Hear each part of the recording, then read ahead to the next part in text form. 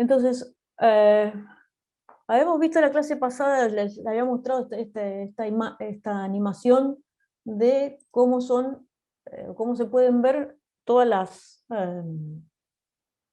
las vibraciones de una molécula, en este caso la lisosima, porque básicamente los sistemas moleculares están sujetos a lo que se llama el movimiento browniano, que tiene muchísima energía y que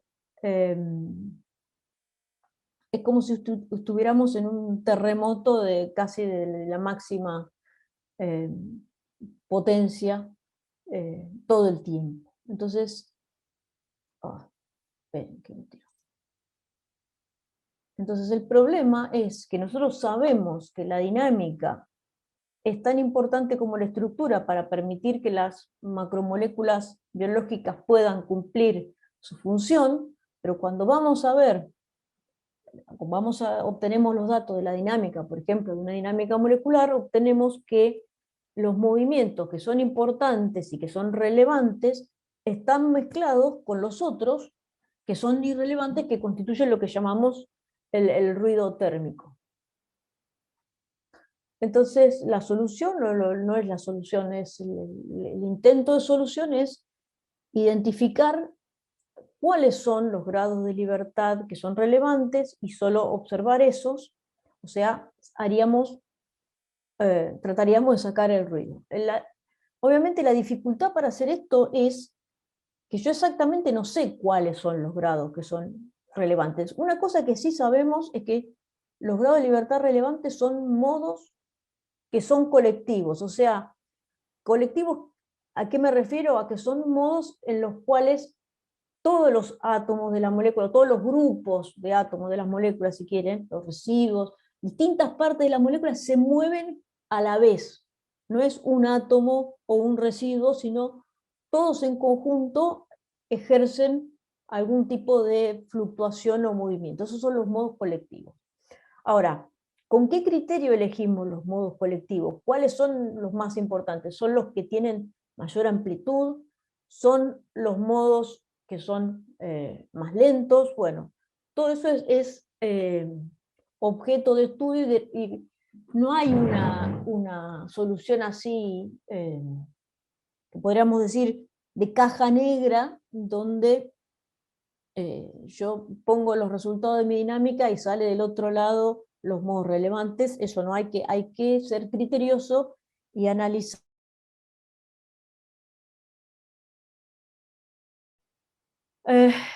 Entonces, para sacar el ruido, lo que queremos hacer es lo que se llama una reducción de la dimensionalidad. ¿Me están escuchando? Porque me dice que la internet está inestable.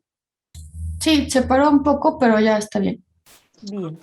Entonces, Aquí te escucho bien. perfecto.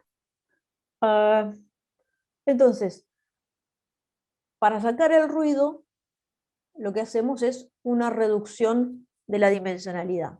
Y me gustó este dibujito que encontré en internet que muestra más o menos qué es hacer una reducción de la dimensionalidad. Pónganse que yo tengo estos puntitos acá en celeste y inicialmente necesito dos coordenadas para describir la situación que me dan x, y de cada punto. Ahora, si yo quiero reducir la dimensionalidad, y decir, bueno, no quiero dos coordenadas, voy a trabajar con una, porque dos es mucho.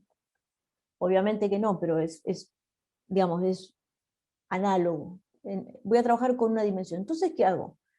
Elijo una coordenada, que en este caso está mostrada por esta línea, esta recta en negro, y esa coordenada, después proyecto todos los puntos sobre esa coordenada. Entonces, en mi descripción de la reducción de la dimensionalidad, yo ahora doy el valor de los puntos, su ubicación sobre esta recta, y pierdo la información, o saco la información de cuánto se desvían de la recta, obviamente la dirección perpendicular, esa la pierdo. Entonces ahí hice una reducción de la dimensionalidad, proyecté mis puntos sobre un solo eje, y entonces, ¿qué hice? Perdí información. Necesariamente cuando ustedes hacen una reducción de la dimensionalidad, se pierde información. Ahora, lo importante es que si esa reducción de la dimensionalidad está hecha de manera criteriosa, la información que perdí es información que es irrelevante, es información que me abruma, que me dificulta la comprensión del problema.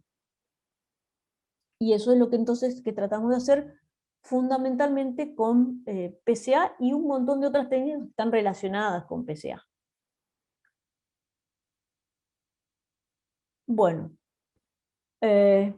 además de la cuestión de la comprensión y la visualización, que sería lo que hablábamos recién, otro motivo para reducir la dimensionalidad es cuando uno quiere hacer una clusterización. Una clusterización es subdividir el espacio que tengo en distintas celditas y poner entonces en la misma celda elementos que tengan características similares. El tema es que qué dimensión tiene el espacio en el que voy a definir esas celditas. Pónganse que hacemos como veíamos en la clase pasada, cuando veníamos para obtener el PMF, el potencial de fuerza media, usábamos una única coordenada de reacción. Eso sería como un caso unidimensional. Y en ese caso unidimensional, yo supongamos que necesito 3 celdas. Mentira, ¿no? Normalmente necesito 20, 40, 80. Pero vamos a poner para el ejemplo, porque es el dibujito que encontré en internet, que tengo 3 celdas. Entonces, para una dimensión necesito 3 celdas. Si voy a hacer la clusterización en un sistema que tiene 2 dimensiones, ahí, si para una coordenada necesitaba 3, para 2 necesito 9, para 3 coordenadas necesito 27 y así siguiendo. Ahora, como yo les decía, normalmente en un trabajo normal lo menos que puedo necesitar de celditas es 20 por dimensión. Entonces tengo acá 20, acá tengo 400, acá tengo 8000. O sea, a medida que voy aumentando la dimensión, crece exponencialmente el número de celdas que tengo que incluir en el cálculo. ¿Y cuál es el problema? Y el problema es que la cantidad de muestreo que yo tengo es finita. Yo puedo tener, no sé, 10.000 muestras, 10.000 samples que saqué de la dinámica molecular. Ahora, si tengo 10.000 muestras y tengo, no sé, 10.000 celdas, la estadística del cálculo va a ser malísima. Porque yo tengo que tener muchas más muestras que celdas. Entonces, necesariamente cualquier procedimiento de clusterización requiere reducir la dimensionalidad. Entonces yo reduzco la dimensionalidad, por ejemplo, usando PCA, y en lugar de usar las 3n coordenadas originales, ahora puedo usar el PCA1 y el PCA2, y ya está, uso un grado 2, o 3, o 4, pero no más que eso. ¿Alguna duda con esto?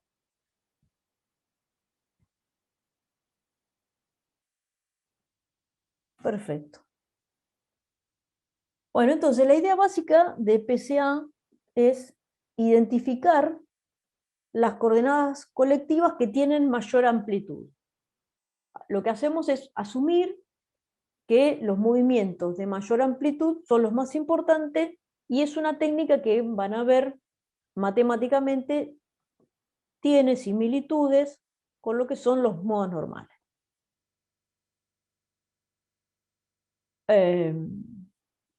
En particular, PCA transforma coordenadas locales, que son las coordenadas X y Z de cada átomo, o sea, son coordenadas que están en ese punto, en coordenadas colectivas donde todos los átomos se están moviendo conjuntamente. Y lo bueno que tiene es que unas pocas variables colectivas explican la mayor parte de las fluctuaciones y así permiten reducir la dimensionalidad. Todo esto es como una introducción, ahora después lo voy a profundizar un poquito. Entonces, lo que les muestro acá, esto es el mismo movimiento de la lisosima que tenían antes, bueno, no está puesto repetido, pero cómo lo muestra el primer componente principal. Fíjense cómo filtró todo el ruido térmico y me quedó un movimiento en el cual se abre la lisosima y permite la entrada de los sustratos al sitio activo. Pero la pucha. Entonces, lo que vamos a hacer es, les voy a contar primero cómo es el procedimiento para hacer un PCA de coordenadas cartesianas, y luego lo que voy a hacer es contar cómo se llegó a que este es el procedimiento que hay que hacer. No la demostración, sino la idea conceptual de cómo se arriba a que este es el procedimiento correcto. Entonces, si yo quiero hacer PCA para hacer una reducción de la dimensionalidad de una dinámica molecular, lo que voy a hacer, primero que nada, es tomar muestras de mi dinámica molecular. Entonces, voy a tener para los distintos tiempos, 1, 2, hasta ns, donde ns es el número de muestras, voy a tener un vector, que acá lo llamo xk para la muestra tomada al tiempo k, donde tengo todas las coordenadas de mi sistema en el momento considerado. Acá n es el número de coordenadas. Entonces cada xk es un vector de dimensión n. Antes de hacer ninguna otra cosa, vamos a hacer lo que habíamos visto en alguna de las clases anteriores, de hacer lo que se llama el alineamiento. O sea, yo voy a tener, por ejemplo, la estructura de mi molécula a un tiempo cero, y a medida que va avanzando la dinámica, mi molécula se va a ver trasladado, puede haber rotado, lo que sea. Yo lo primero que voy a hacer es, a todos los snapshots, todas las muestras que tomé, las voy a alinear con la primera. De esa manera elimino completamente la traslación y elimino de manera aproximada la rotación, porque ya dijimos también que la rotación es algo que no es escindible completamente de la vibración, sino que están un poco mezcladas. Pero bueno, aproximadamente me separa y me saca la rotación también. Cuanto más rígida es la estructura que estoy mirando, por ejemplo, si es una proteína globular, es mucho mejor el procedimiento que si estoy con un RNA que se mueven un montón, son mucho más flexibles. Pero bueno, esto es lo primero que hago. Entonces, de ahora en más, cuando yo tenga estas X a las que me voy a referir, son las que se obtienen después de hacer ya el ajuste. Están todas, las coordenadas que tengo ya no tienen rotación ni traslación, tienen solo las deformaciones internas.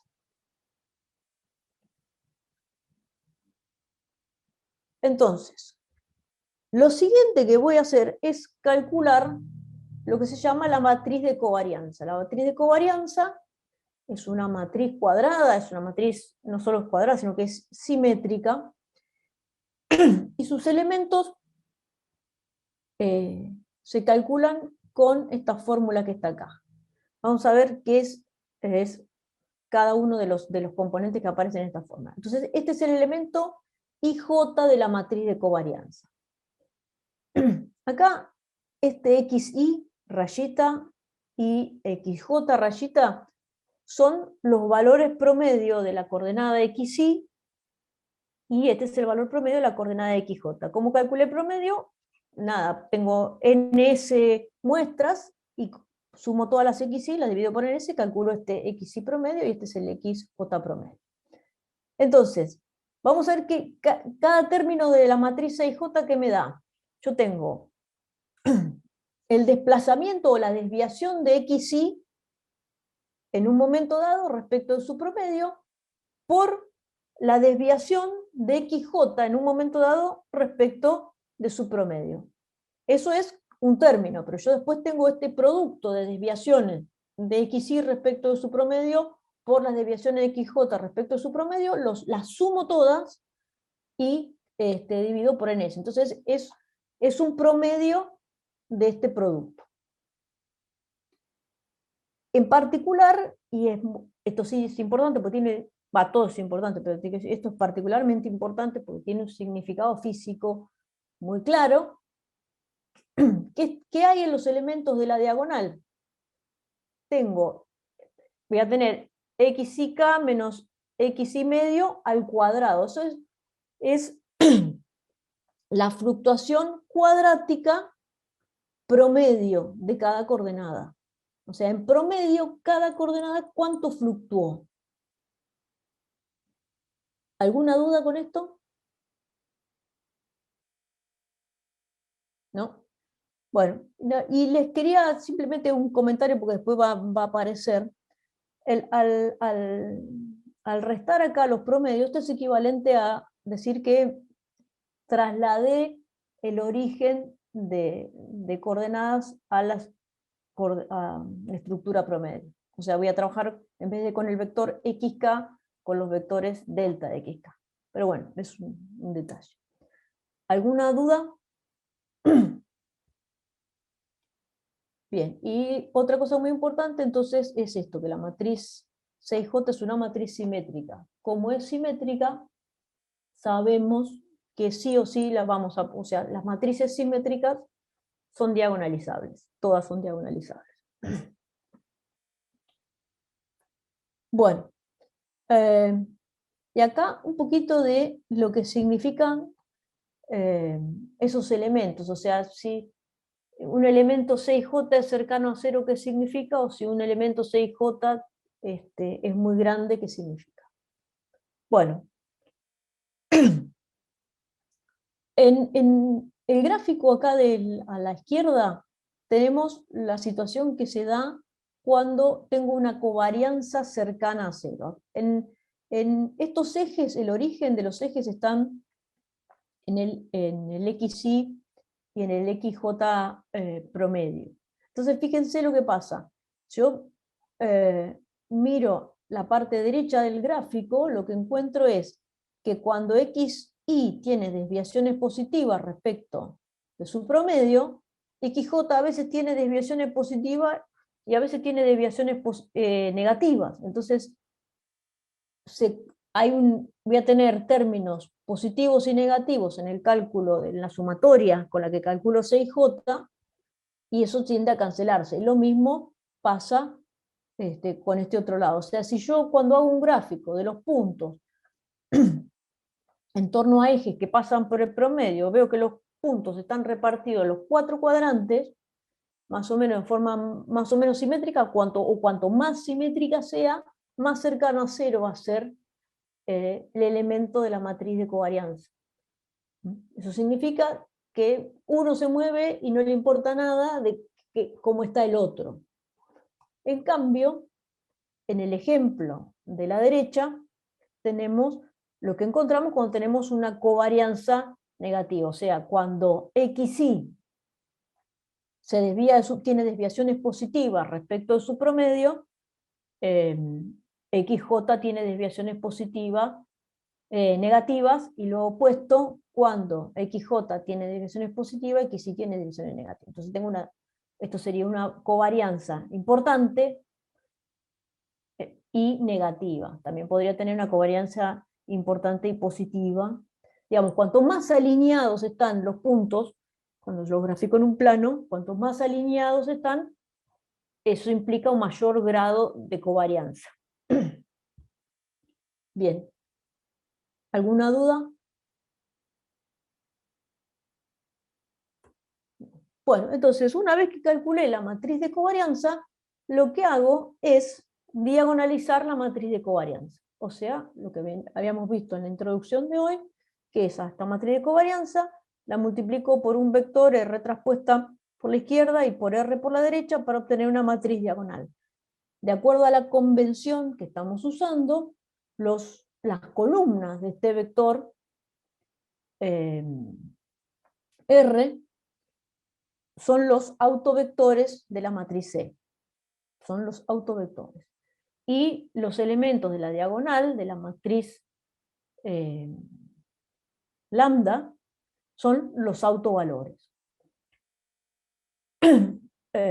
acá está mal, acá no es autovalores, sino autovectores. Los autovectores de C, de acuerdo a lo que vimos, son vectores que son ortonormales y constituyen una base. Entonces yo puedo usar, en lugar de usar los vectores de mi base de dimensión 3n original, que habíamos visto era un 1 en cada coordenada de un átomo y 0 en todos los demás, voy a usar ahora como base estos vectores. Es una transformación de la base 3n original a la base B1 hasta Bn, que tiene todos los autovectores de la matriz de correlación. ¿Alguna duda?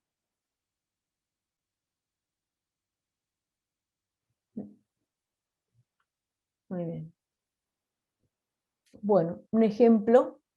Acá mi base original era centrado en el centro de masa de los puntos que tengo, en la dirección X y en la dirección Y. Eso era mi base, mis versores originales, un versor en X y un versor en Y centrado en el centro de masa de los puntos que tengo.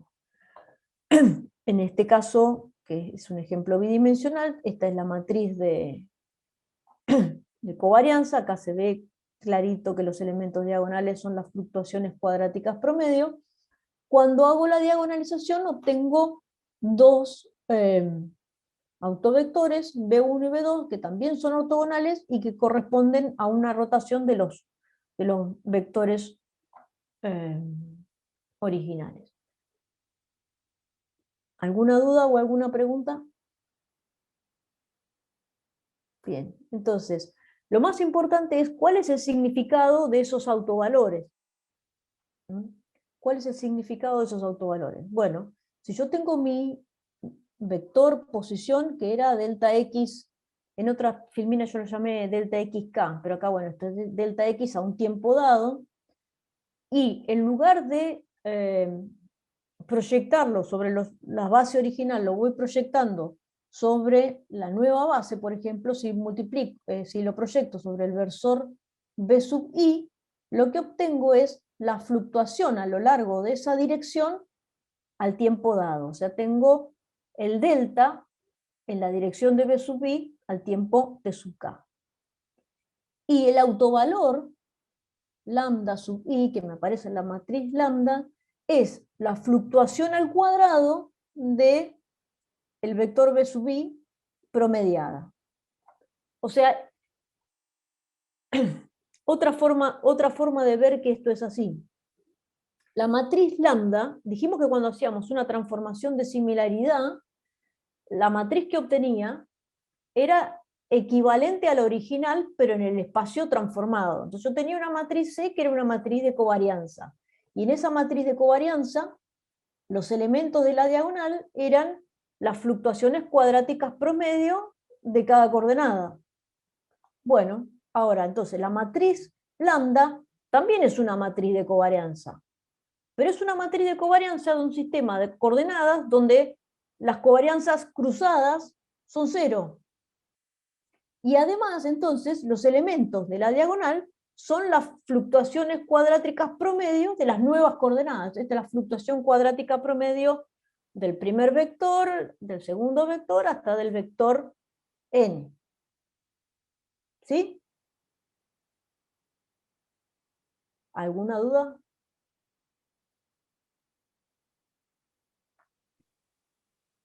Silencio absoluto. Sí, silencio absoluto. No sé si hay alguien o no hay nadie, porque como Buen decía, día.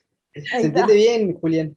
Ahí está, dale, dale. Eso me ayuda un montón. Pues a ver, viste que a veces uno no sabe si es claro o no. No sé, uno como alumno ha estado perdido tantas veces que no se sabe. No, Bien, pero se entiende bien. bien. Entonces, ahora lo que les quería contar es cómo se llega a ese procedimiento. Porque, por ejemplo, cuando ustedes diagonalizan la matriz de un hessiano para obtener modos normales, el objetivo que están buscando es justamente hacer que el hessiano transformado sea diagonal, para no tener elementos cruzados en el potencial. Ahora, acá pareciera que el objetivo es hacer una transformación de coordenadas tal que las covarianzas cruzadas sean cero, y realmente ese no es el objetivo. Entonces les voy a contar cómo se llega a que es ese procedimiento, porque es algo, no digo que es casual, pero es como que viene por otro lado de por qué hay que diagonalizar la matriz de covarianza. Entonces, fíjense en esta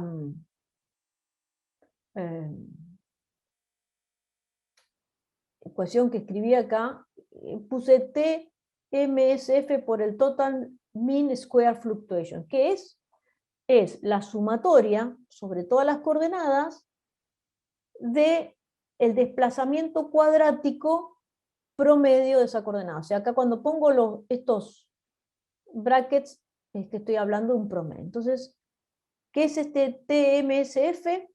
Es la sumatoria de todos los desplazamientos cuadráticos promedio. Bien. Entonces, supongamos que yo ahora lo que digo es, quiero encontrar una nueva coordenada, que sea una combinación lineal de estos desplazamientos que yo tenía. Pero la quiero encontrar con una condición. La condición es que la fluctuación cuadrática promedio de esta nueva coordenada que yo llamé I1 me describa el máximo posible de las fluctuaciones cuadráticas totales. O sea, que este cociente sea el máximo. Entonces, si yo hago eso, lo que voy a encontrar, o digamos, lo que se llega, yo después les voy a subir para el que esté interesado algún PDF, lo que pasa que es recontra tediosa la demostración, pero se llega a una ecuación de autovalores, ¿no? Como las que se llega cuando uno quiere hacer una diagonalización. Y después seguimos. Una vez que hallé o encontré el vector I1 que describe la mayor proporción posible de las fluctuaciones totales, ahora voy a buscar una nueva combinación lineal que voy a llamar el vector I2. Entonces el vector I2 va a tener obviamente coeficientes de la combinación lineal que sean distintos. ¿Y cuál es el objetivo? El objetivo es que la fluctuación cuadrática promedio de la coordenada I2 describa el máximo posible de las fluctuaciones remanentes. ¿Cuál era lo remanente? Era el total menos lo que ya está descrito por I1. Y busco maximizar esto. Cuando planteo las ecuaciones de la maximización, que tienen que tener, usan multiplicadores de Lagrange, que no es, como acá decimos en Argentina, no es moco de pavo, es algo tedioso. Entonces lleva una nueva ecuación de autovalores. Y así puedo seguir, o sea, una vez que hallé I1 e I2, busco I3 de manera tal que las fluctuaciones de I3 describan el mayor porcentaje posible de las fluctuaciones remanentes y además que sea ortogonal a I1 y a I2. Bueno, y así siguiendo. Entonces, cada una de las optimizaciones que voy planteando me lleva a una ecuación de autovalores, y cuando las considero todas juntas, esas ecuaciones de autovalores me llevan a lo que tengo que diagonalizar, es la matriz de covarianza. Entonces, no sé si decir que es fortuito, pero digamos, es como un producto colateral que cuando diagonalizo la matriz de covarianza va a haber un vector que es el que describe la mayor fluctuación posible de la fluctuación total, o sea, el mayor porcentaje posible de la fluctuación total. Va a haber un segundo vector que es ortogonal a ese y que describe la mayor fluctuación posible del remanente. Va a haber un tercer vector que es ortogonal a los otros dos y que describe la mayor fluctuación posible del remanente, etc. Los programas que hacen análisis de dinámica molecular, por ejemplo, el paquete AMBER, que nosotros usamos el CPP Trash, ya nos dan los vectores ordenados de acuerdo al autovalor. El primero es el más importante, el segundo menos, y así.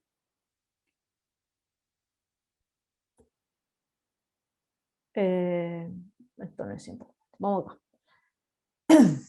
Entonces, este es un ejemplo de un caso particular, de una proteína, de una lisosima, y tienen mostrado acá en rojo las fluctuaciones de las coordenadas X, Y individuales, o sea, las coordenadas cartesianas de los átomos individuales. Por ejemplo, esta primera, que fluctúa relativamente bastante por ser una coordenada cartesiana, es la coordenada X del primer átomo que estuvo en la simulación. Y acá, en el eje horizontal, tengo que llegar hasta la coordenada 714. Entonces, si ustedes le prestan atención, excepto muchas veces pasa cuando tienen macromoléculas, las partes libres, los extremos, se mueven un poco más, entonces esta es un poquito alta, pero fíjense que todos los desplazamientos cartesianos son todos muy chiquitos, mientras que en azul están mostrados los desplazamientos cuadráticos promedio de los componentes principales. Entonces el primero empieza en 18, después tengo, no sé, casi 7, después tengo 3, y va decayendo con el número, con el índice, digamos, del componente que estoy considerando. Creo que más nítida la situación se ve en el gráfico este que está a la derecha. ¿Qué es este gráfico de la derecha? Lo que voy anotando son las fluctuaciones acumuladas. O sea, cuando empiezo en el modo 1 tengo este 18. Y después en el segundo punto es no sé, 18 más 6. O sea, voy sumando los datos que tengo acá. Y lo mismo hago con el rojo. Voy sumando las fluctuaciones que tengo acá. Fíjense, en la línea punteada está marcado el valor total. O sea, si yo considerara las 714 coordenadas. Bueno, entonces, ¿qué es lo que veo? Veo que usando los componentes principales, con 20 modos, casi, no sé, casi el 90% de la fluctuación total está descrita por 20 modos. Mientras que si uso coordenadas cartesianas, con las primeras 20 describí, no sé, un 10% del total. ¿Sí? Entonces, esto me permite, si yo hago un PCA, sacarme de encima, no sé, 700 coordenadas, digamos, 700 modos y trabajar con 20, incluso menos también. ¿Alguna duda? No, por ahora no. Bien.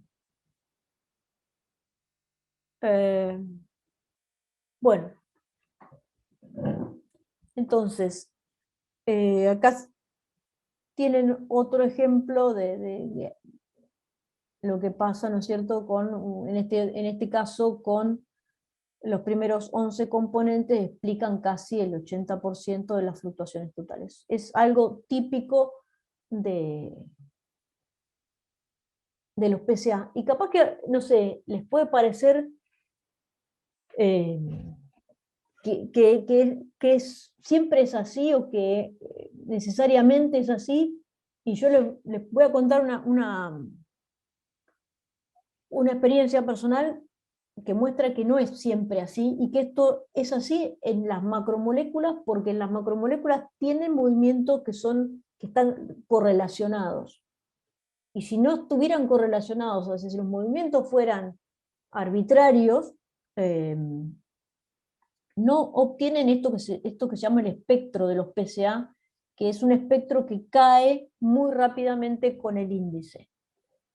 Yo estaba haciendo un análisis por PCA, con un PCA un poquito distinto que el de acá, que ahora les voy a contar luego, que en vez de hacer PCA de coordenadas cartesianas, hace PCA de ángulos diedros. Y cometí un error cuando hice el programa. En lugar de, el Amber me daba los ángulos en grados, y obviamente para trabajar con el Fortran yo tenía que pasarlo a radianes, y no los pasé. Entonces el resultado de no hacer esa transformación, de pasar de grados a radianes, fue que los números que estaba poniendo era casi una cosa aleatoria. Y no obtuve lo que se muestra acá, que es un espectro de autovalores que decaen rápidamente, sino que obtuve una cosa uniforme y todas muy chicas. O sea, estos espectros se observan cuando efectivamente la macromolécula con la que ustedes están trabajando tiene movimientos que están fuertemente correlacionados. Entonces, una gran parte de las fluctuaciones globales se puede escribir como modos colectivos. Si eso no pasa, digamos, si los movimientos fueran aleatorios, el PCA no serviría para nada. Bueno, y si ustedes revisan la bibliografía de los últimos, no sé, desde los 90, les diría hasta acá, los últimos 30 años, van a ver que está lleno de ejemplos en los cuales los componentes principales dan cuenta de los movimientos más importantes de la molécula. Por ejemplo, en los videitos que yo les mostraba, que es el de la lisosima. La lisosima y BPTI son como, en cuanto a las proteínas globulares, son como los ejemplos más estudiados. Creo que no debe haber otros más estudiados. La lisosima tiene, hace un movimiento acá como se muestra acá, de que esto se abre y se cierra para permitir que se acomode el sustrato en el sitio activo, y este modo es representado, bien descrito, por el primer componente principal.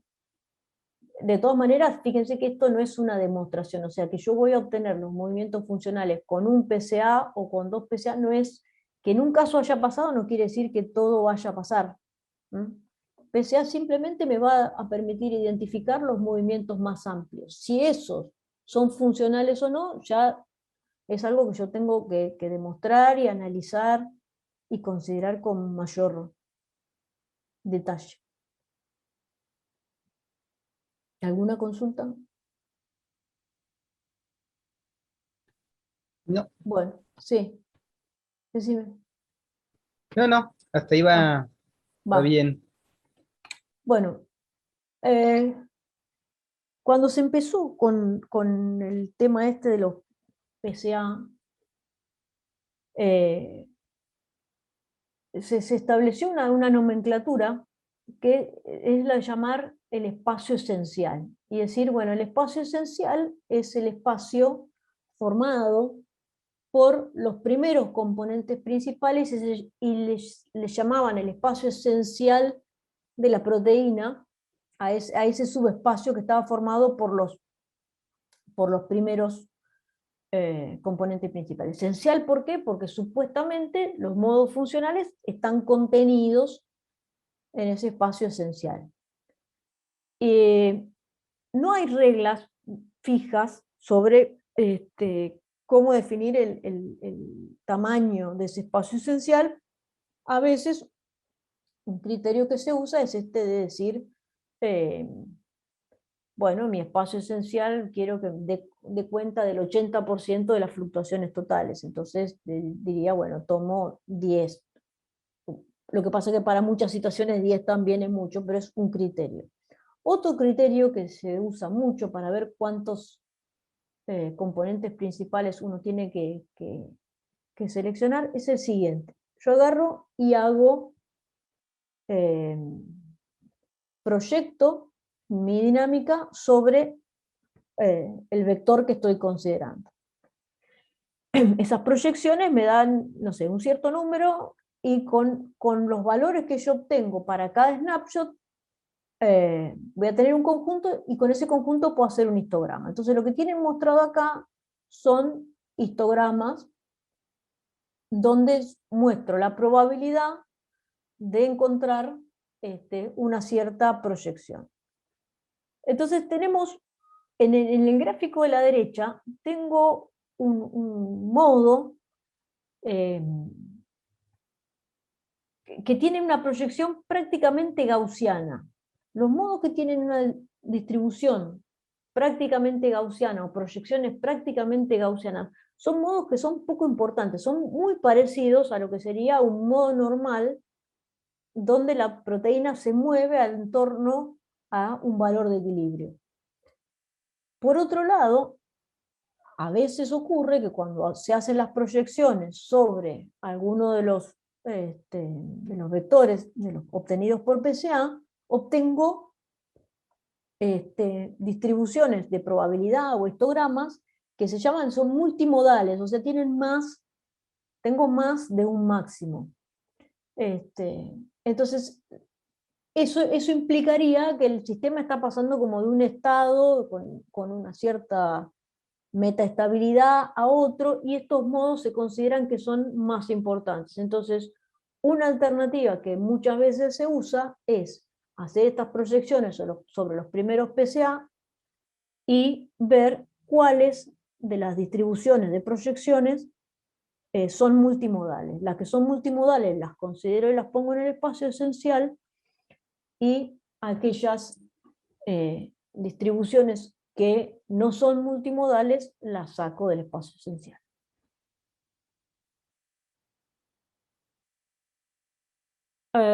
Y obviamente cuando uno encuentra un nombre tan ampuloso como decir, hablar de el espacio esencial,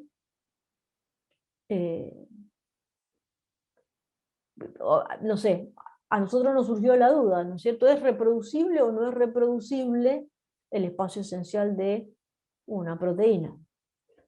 Y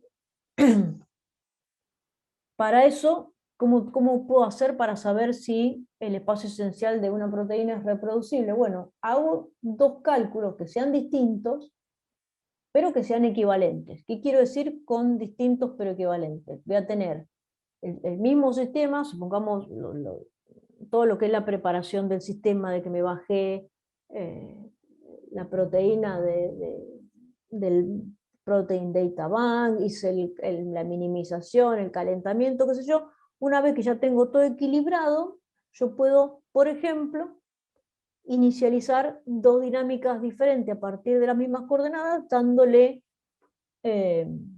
velocidades aleatorias al sistema compatibles con la temperatura a la que estoy trabajando. Todos los programas para hacer dinámica molecular tienen esa posibilidad. O sea, yo tomo una estructura y de esa estructura puedo lanzar muchas dinámicas que son equivalentes porque tienen partí de la misma estructura y les di velocidades al azar a los átomos, pero las velocidades están dadas al azar, pero de manera tal que sean compatibles con la temperatura. Entonces obtengo dinámicas que son equivalentes. Una cosa que ocurre cuando yo hago un cálculo con dinámica molecular es yo quiero que mi resultado sea reproducible, o sea, yo quiero que si realmente me va a decir algo sobre el sistema, yo hago dos cálculos que son equivalentes, como si vos lo haces en tu casa con tu computadora y yo lo hago con la mía, usamos distintas semillas para los números aleatorios del programa, nos tiene que dar los numeritos de cada posición de cada átomo, nos van a dar distinto, pero cuando hacemos el análisis de los aspectos físicos del sistema, me tiene que dar lo mismo. Entonces me tendría que dar dos simulaciones equivalentes, pero distintas, me deberían dar el mismo espacio esencial. Y notar que el hecho de que me den el mismo espacio esencial no quiere decir que los vectores sean exactamente iguales, sino que quiere decir que expandan el mismo espacio. Acá yo les hice este dibujo que me quedó no me quedó muy lindo, pero a ver si se entiende la idea. Supongamos que lo que está marcado en celeste es mi espacio esencial. Entonces yo hago una dinámica y obtengo que los vectores del espacio esencial están alineados con acá estas rayitas que están mostradas en negro. Si yo hago otra dinámica, y los vectores del espacio esencial también están sobre este plano, solamente que no coinciden con esto porque están rotados respecto de los negros. Pero si pasa eso, entonces el espacio esencial es equivalente porque tanto los vectores amarillos como los vectores negros expanden el mismo espacio. Ahora, el problema surge cuando yo hago dos dinámicas distintas y los vectores que obtengo no expanden el mismo espacio. ¿Se entiende? Sí, estarían los vectores negros y los amarillos estarían todos en el mismo plano, ¿no es cierto? Claro, claro. Sí, sí, Sí. imagínate que yo hice el dibujo, capaz no me quedó muy bien, pero la idea es que están el negro y el amarillo en el plano celeste. Ahí cuando, en la última parte cuando hablabas, sí, ahí caí, porque primero pensé que el negro que está entre los dos amarillos estaba en el Ujú. mismo plano y el otro era perpendicular hacia abajo, pero no, ahora entendí que están en el mismo plano ambos. Claro, Con este el, está en el mismo plano y esto debería estar en el mismo plano. Capaz que bien, después lo busco a ver pero si con lo la encuentro. rotación del ángulo, ¿no? Exacto, exacto. Gracias. Están simplemente rotados, pero expanden el mismo espacio. Ahora, esto es algo cualitativo que estamos viendo en el dibujito. Ahora el tema es cómo podemos cuantitativamente establecer si los vectores que obtuve para el espacio esencial con una simulación son equivalentes a los del otro. Y para eso hay que calcular una propiedad que se llama el RMSIP. Vamos a ver qué es el RMSIP. Vamos a suponer que yo obtuve un conjunto de vectores B sub i, que acá tienen el superíndice A. Estos son los vectores del espacio esencial que obtuve con la simulación A. Y después tengo B sub i B, que son los vectores de un espacio esencial que obtuve con la simulación B. Obviamente ambos espacios esenciales son del mismo tamaño, o sea, tienen m vectores. Entonces, ¿cómo se define esto que se llama RMSIP, que es por root mean square inner product? Inner product es el producto escalar, ¿no? Fíjense lo que es el producto escalar de todos los vectores del espacio esencial de la simulación B por ejemplo, B1 elevado al cuadrado más todos los vectores de B por B2 de A elevado al cuadrado. O sea, los hago todos contra todos y los elevo al cuadrado las proyecciones. Y esto lo divido por el tamaño del espacio esencial. Este número, bueno, después saco la raíz cuadrada, pero este número que está acá tiene que dar 1, o no tiene que dar, da exactamente 1 si este conjunto de vectores expande el mismo espacio que este otro. Y da 0, exactamente 0, si son ortogonales. Y en cualquier situación intermedia, bueno, va a dar algo entre 0 y 1. O sea, lo que yo necesito, lo que yo quisiera, es que yo hago dos dinámicas diferentes, determino el espacio esencial y cuando multiplico, o cuando calculo el RMSIP entre los espacios esenciales obtenidos en cada dinámica, obtenga un 1. Si eso es que el cálculo es perfecto, y si me das 0 es que es horroroso y que lo que obtuve no tiene, los vectores que obtuve en un caso no tienen, son completamente distintos y me explican movimientos completamente distintos que los que obtuve en el otro.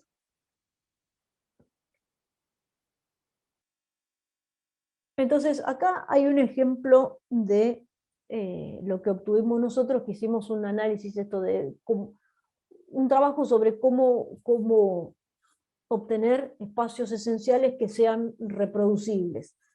Trabajamos con BPTI y con la lisosima, y los resultados que tienen acá son resultados encontrados para BPTI. En el gráfico tienen mostrado dos cosas.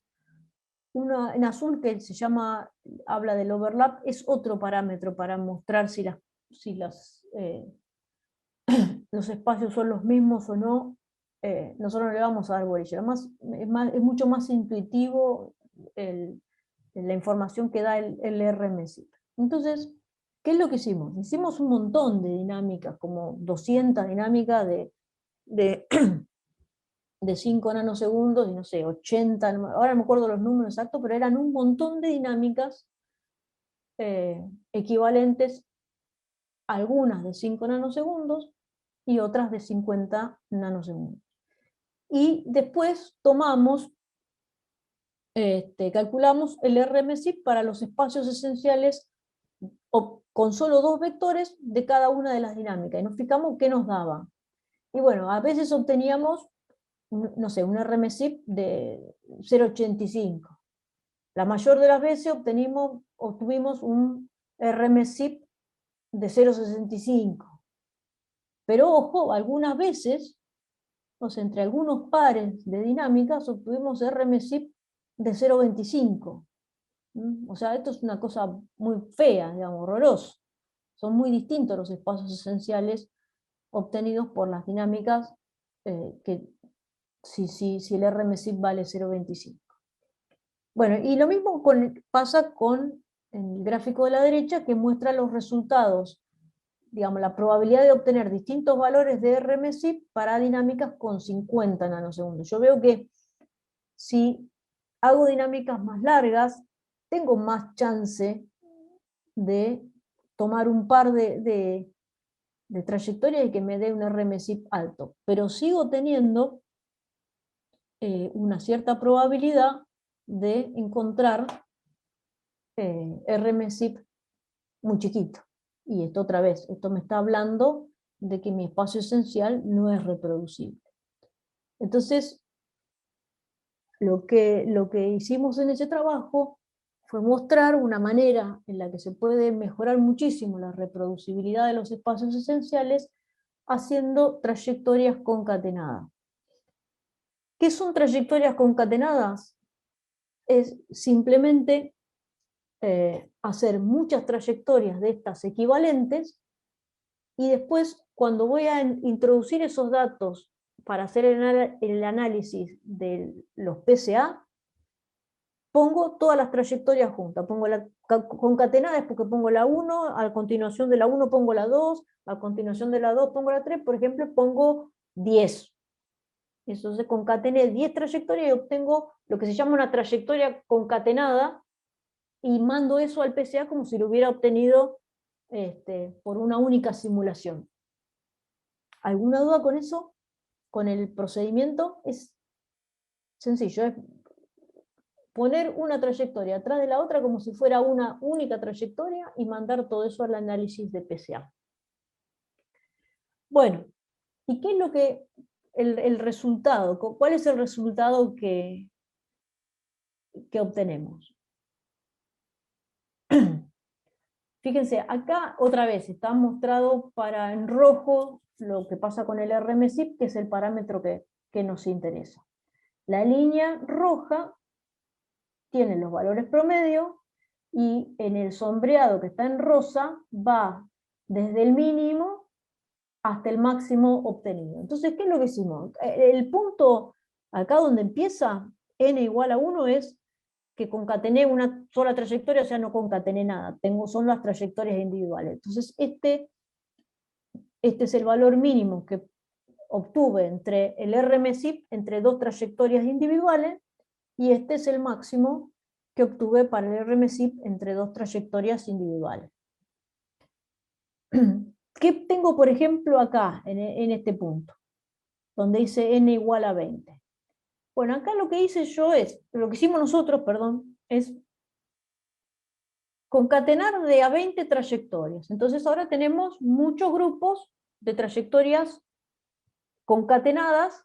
Cada trayectoria concatenada tiene 20 de las originales. ¿Y qué hago? Hago el RMSIP entre esas trayectorias concatenadas. Y las trayectorias concatenadas, el valor mínimo del RMSIP subió desde ser casi 0,1 a ser casi 0,7. El máximo también sube un poquito, pero lo más notorio es que a medida que yo voy haciendo el análisis de PCA con trayectorias concatenadas, el RMSIP entre dos conjuntos, trayectorias concatenadas equivalentes, cada vez tiene menos probabilidad de ser bajo. Cuando ya concatené 60, prácticamente tengo un RMSIP de, no sé, 0,9, una cosa así. Y esto es obtenido otra vez con las trayectorias de 5 nanosegundos, y esto es con lo de 50 nanosegundos, pero el resultado es muy claro y muy consistente. Si yo hago trayectorias concatenadas, obtengo espacios esenciales mucho mejor definidos que si trabajo con trayectorias individuales. Entonces, como no es tan complicado, no sé, si puedo hacer una trayectoria, puedo hacer 10. Yo les recomiendo, si van a hacer PCA y hacer algún tipo de análisis del espacio esencial, que sí o sí hagan las trayectorias concatenadas. ¿Alguna duda o pregunta? Una pregunta, entonces, ¿cuál sería la diferencia entre hacer una trayectoria, no sé, 10 trayectorias concatenadas y hacer una sola trayectoria con un tiempo de equivalente a 10, digamos? Sí, sí, sí. Lo que pasa ahí es que si vos querés ver los movimientos que son típicos en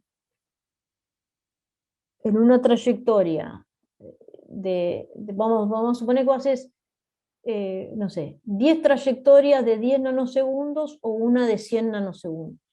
Bueno, la reproducibilidad del espacio esencial que vos vas a obtener es mucho mejor con 10 trayectorias de 10 nanosegundos. Ahora, ¿qué ocurre? O sea, si vos querés hacer 10 trayectorias de 10 nanosegundos, te va a dar un espacio esencial que está mucho mejor definido que si vos haces el de los 100 nanosegundos.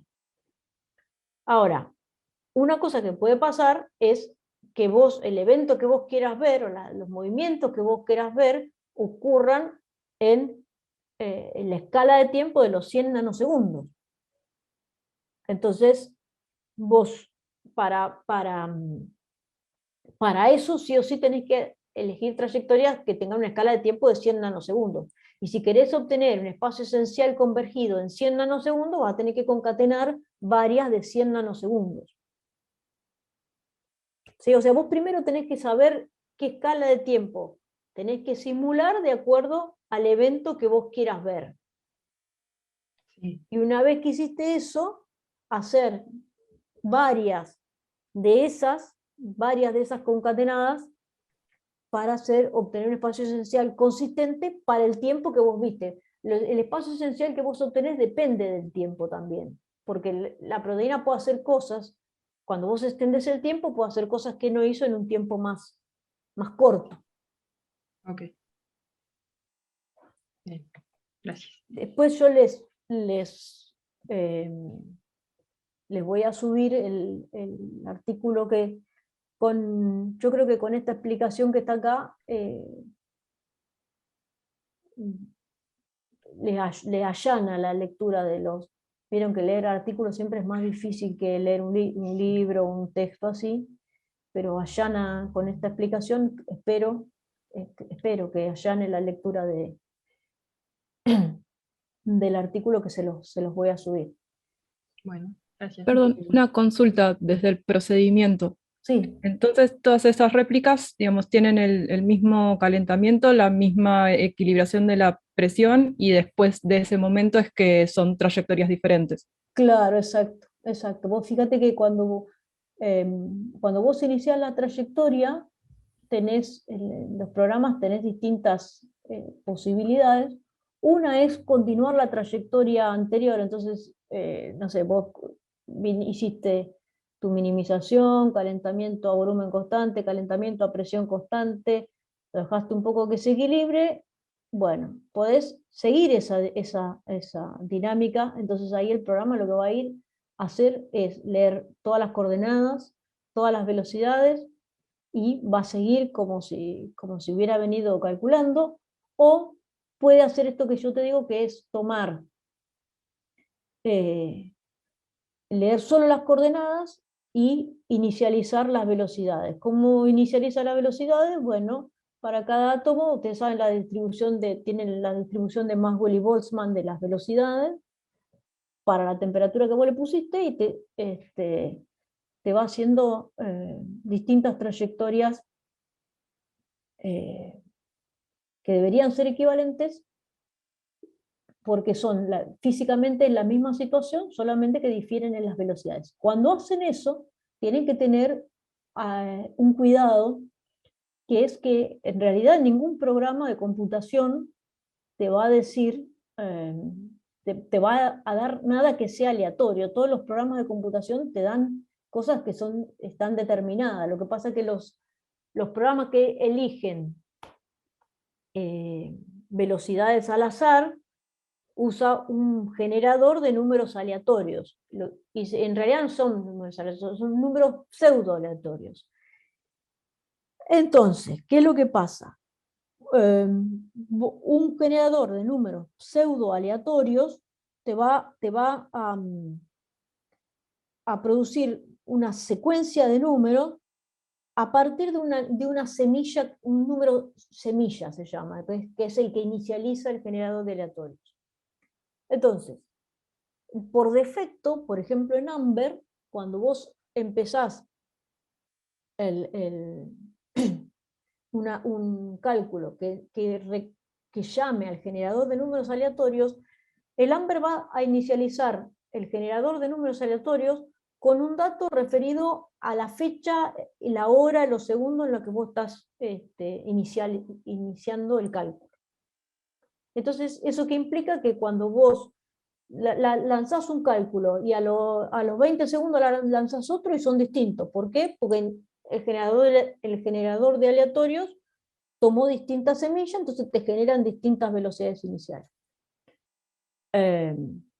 Hay una forma también que uno puede elegir y poner a mano el número de semilla, y eso a veces se hace cuando uno quiere hacer exactamente el mismo cálculo, ¿no es cierto? O sea, yo quisiera tener una reproducibilidad absoluta, pero generalmente uno quiere tener mayor muestreo y mayor variabilidad, y por eso se deja la opción por defecto, que es que me inicializa el generador de números aleatorios con una variable que depende del momento en donde estoy arrancando el cálculo. Entonces lo empiezo un segundo después y ya tengo otro cálculo. ¿Sí? Sí, sí, sí.